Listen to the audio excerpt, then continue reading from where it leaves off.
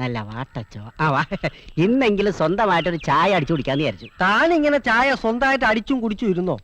ആ ജോസിന്റെ കാര്യം നോക്കിയേ, അവനിപ്പൊ കുട്ടപ്പന്റെ വീട്ടിലാ സേവ. അവനും പറ്റുപടിക്കാരനായോ? എവിടെ ചെന്നാലും ഓനത്താഴ ചോറ് കിട്ടും. ചോറല്ല, സദ്യയല്ലേ സദ്യ. കണ്ടിടം കയറി നിരങ്ങുന്നതായിരിക്കും നല്ലത് നിങ്ങൾക്കൊക്കെ. നേതാവേ, ഞങ്ങൾ കാലിക്കത്തോളത്തിനാ പോണത്, അല്ലാതെ വൗത്തുറപ്പിട്ട് പറ്റുമുക്കിൽ വരവ് വയ്ക്കാനല്ല. കിട്ടാത്ത മുന്തിരി പൊളിക്കും. ജോസ് പുതിയാപ്പള സഹിക്കുന്നില്ലല്ലേ? പവിത്ര, അയൽപക്കത്തെ ഒരു പിടി ചോറ് അതെപ്പോഴും അവിടെ കാണും. അതാ കുട്ടപ്പന്റെ സൽക്കാരം നമ്മൾ നീട്ടിക്കൊണ്ടു പോണത്. പവിത്ര, ഒരു സ്ട്രോങ് ചായ. വെള്ളം ചൂടായിട്ട് വേണം.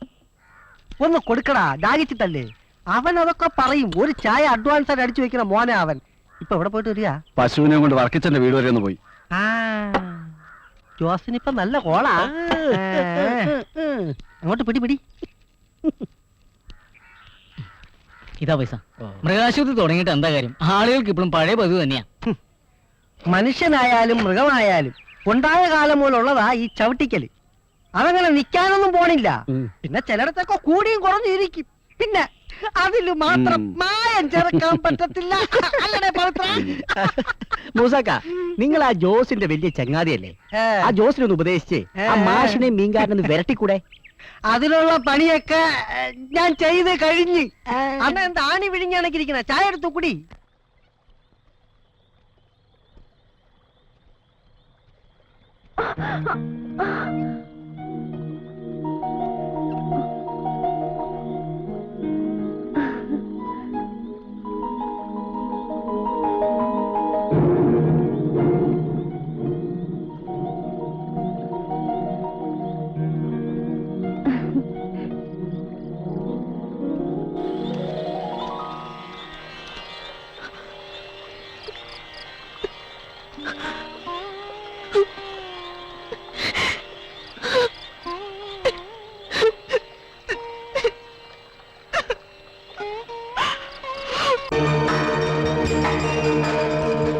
ഇരുളുന്നു കൂടാരം ജീവന്റെ പൈങ്കിളി മുറിവേറ്റു വീണുപോയി നിന്റെ മോഹം കണ്ണീർ തുടയ്ക്കുവാൻ കയ്യാൽ തലോടുവാൻ കനിയുമോ കാണാത്ത സ്വർഗരാജ്യം.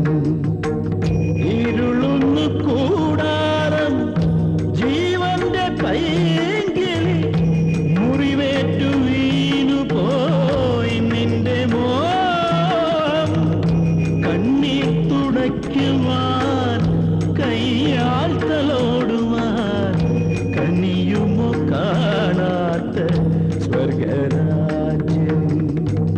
കനിയുമോ കാണാത്ത സ്വർഗരാജ്യം.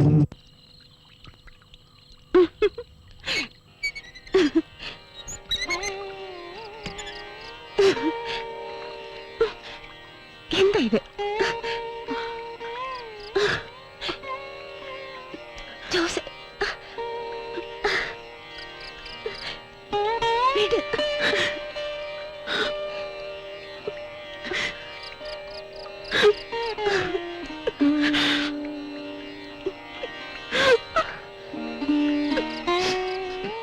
ജോസേ,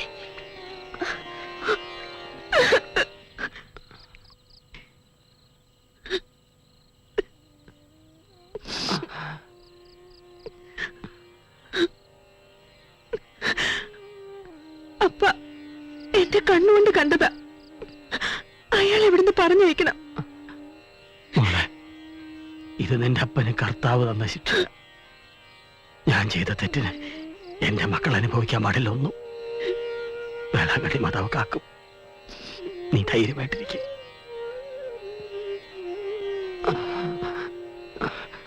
എന്റെ മോൾ ഒരിക്കലും അന്നമ്മയാവരുത്. ഗോപി മാഷ അങ്ങോട്ട് നിന്ന് കാണാൻ അപ്പന് പറ്റാത്തൊരവസ്ഥയാണല്ലോ. നീ ഇനി കാണുമ്പോ ഒന്നിത്രടം വരെ വരാൻ പറയണം. ഇനി എന്റെ മോള് വേണം വീട് നോക്കാൻ.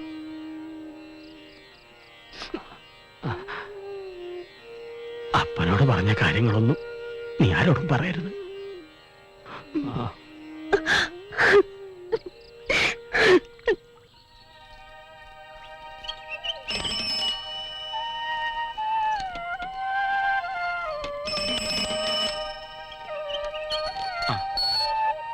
മാഡത്തിന് എന്ത് പറ്റി? വലിയ ഗൗരവത്തിലാണല്ലോ.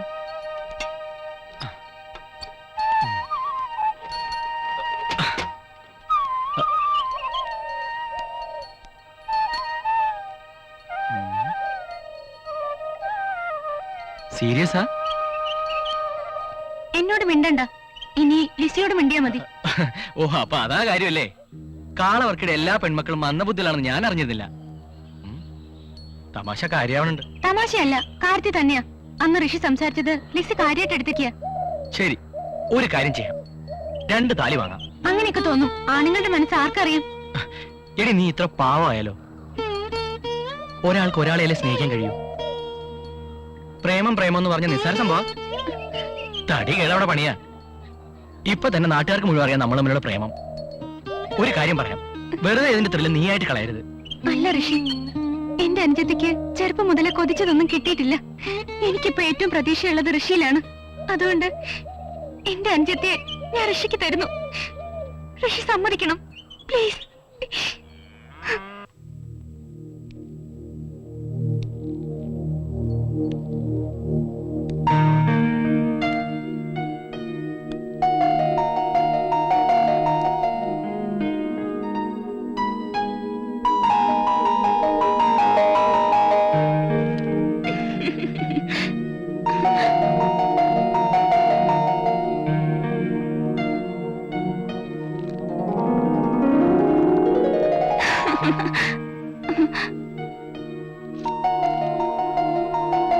അയ്യോ, ഋഷിയുടെ വെള്ളം.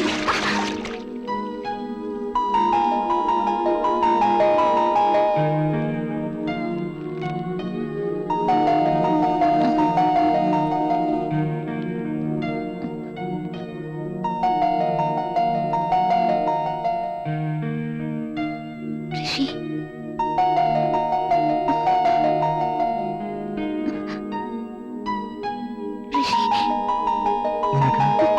ഋഷി ഇഷ്ടാണല്ലേ? ഋഷി, പേടിക്കണ്ട, എല്ലാം ജോസേട്ട് ശരിയാക്കി തരാം.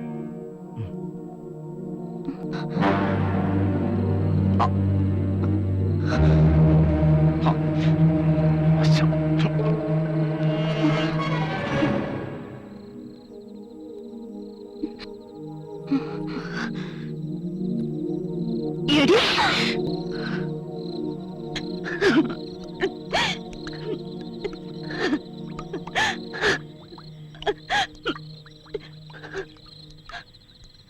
ലിസി, സത്യം മനസ്സിലാക്കാൻ ഇത്തിരി വൈകിപ്പോയെന്നല്ലേ ഉള്ളൂ. നീ വന്ന് വല്ലതും കഴിക്ക്.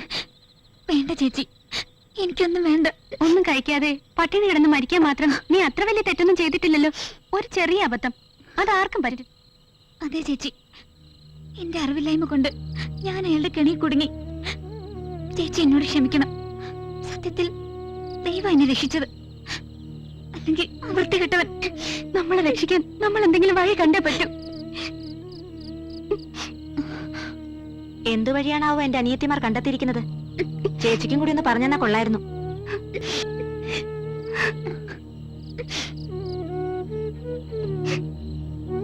ചേച്ചി അടിച്ചത് മോക്ക് നൊന്തോടി?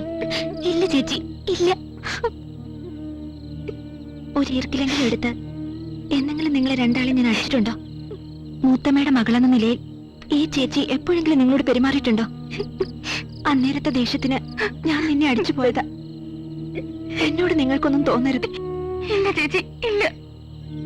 ഇനി ഒരു വഴിയേ ഇപ്പൊ നമ്മുടെ മുന്നിലുള്ളൂ, ഒരു കൂട്ട ആത്മഹത്യ. ചിലപ്പോ അതായിരിക്കും വിധി.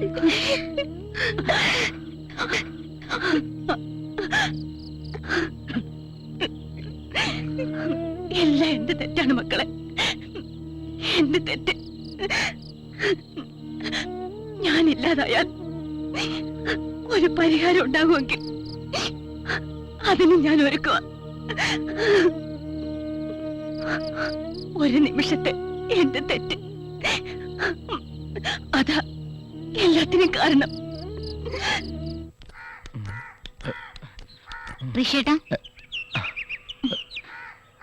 എന്താ ലിസി വല്ലാതെ? ഏയ് ഒന്നുമില്ല. പിന്നെ ഞാനൊരു തെറ്റിദ്ധാരണ മൂലമാണ് ഋഷിയേട്ടനോട് അങ്ങനെയൊക്കെ പെരുമാറിയത്. എന്റെ ചേച്ചി ഒരു പാവമാണ്. ഹേയ്, ഞാൻ ലിസിയെ തെറ്റിദ്ധരിച്ചിട്ടൊന്നുമില്ല. കൊച്ചു മനസ്സാണ് ഇപ്പോഴും എന്റെ വിട്ടുതരെന്നല്ലാതെ എന്താ പറയാ. ഋഷിയേട്ടനെ ഇനി മുതൽ ഞാൻ എന്റെ സ്വന്തം ഏട്ടനെ പോലെ കാണും. സന്തോഷമായി. എന്റെ ചേച്ചിക്കായിരിക്കും ഒത്തിരി സന്തോഷം.